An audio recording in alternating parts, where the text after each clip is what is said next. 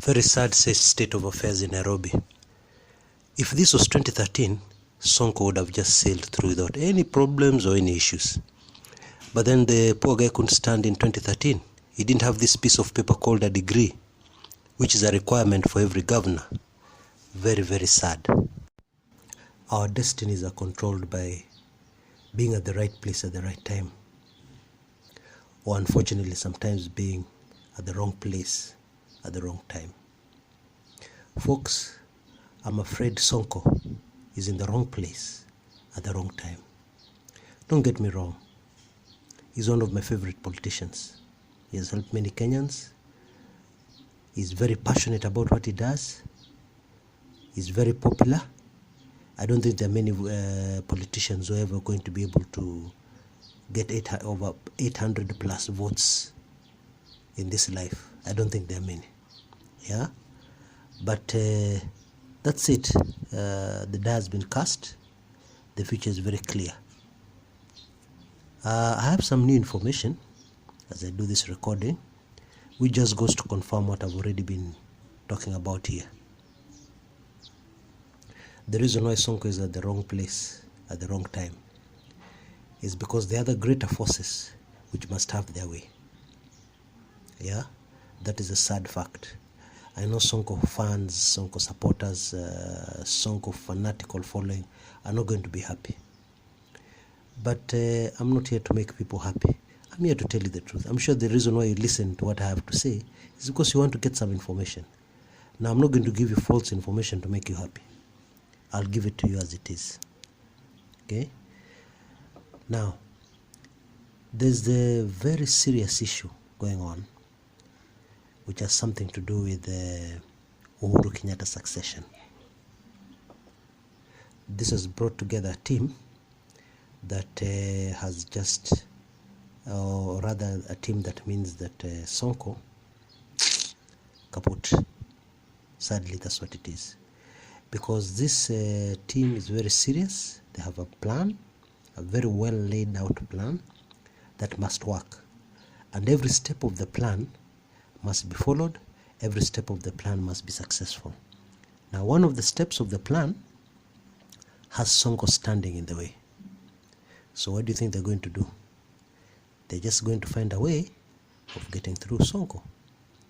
So, according to me, and if nothing changes, and according to the information I have, Sonko and Nairobi governor will not happen. So why don't we just move on? In fact, let's review what the possible repercussions and consequences are going to be. Because I believe they are going to affect quite a large number of Kenyans, rather quite a number of Nairobians. Yeah, this particular nomination. Now, Kenneth keeps on saying he has the numbers. What does he mean? Yeah, I'm just coming to what I was telling. I'm just coming to how this is going to affect all of us. So just be patient. Kenneth keeps on saying he has the numbers, or we have the numbers.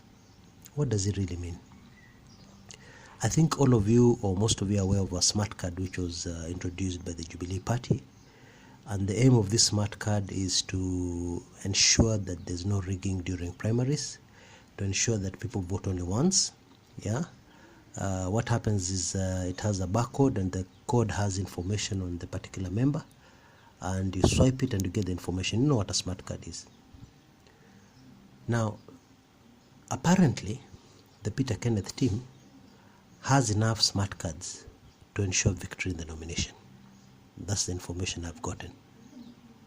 So it means that in any nomination which will involve smart cards, Kenneth is winning.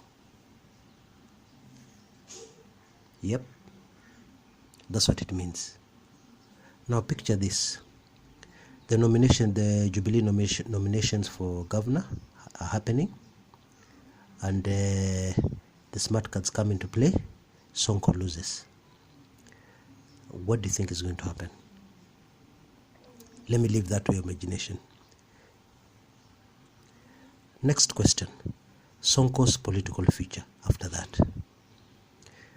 Now, according to the very strict IEBC rules, after those nominations happen, Sonko will be done. as far as the 2017 elections are concerned. He cannot change parties at that 11th hour. He cannot go independent at that 11th hour. He'll just be done. But Sonko is a sharp man. He's an intelligent man. The Peter Kenneth camp has been very determined to portray him as not schooled. But he's a very sharp man. He's an intelligent man. So the only way out for this, for Sonko, is to make his move before those nominations. By move, I don't mean change parties or anything like that, or change sides. I just mean he has got to make other arrangements. And I'm persuaded that's exactly what's going to happen. So folks, a lot of drama in the Nairobi governorship. But if I was to be allowed, humble me, to speak to the Jubilee High Command, I'll tell them one thing. Let the people decide. I don't think it'll break anybody's bone for Sonko to be governor of Nairobi.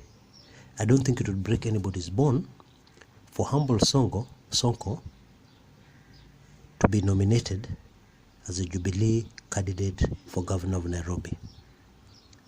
I would appeal to you, ladies and gentlemen, to make other arrangements concerning your grand plan and just let Sonko be. That is my advice. If you let Sonko be, you'll be allowing a more peaceful Nairobi, you'll be allowing a less controversial nomination, and you'll be allowing a stronger party, a stronger Jubilee in Nairobi. Of course, NASA people are very happy at these developments, and of course, NASA people would not give you that kind of advice. But I'm not giving that advice as a NASA supporter. I'm giving that advice as a concerned Kenyan who does not support NASA, and neither do I support Jubilee, but just a concerned Kenyan. I think that's it. The nature of the information I have does not allow me to share it here. But I think I've given enough hints.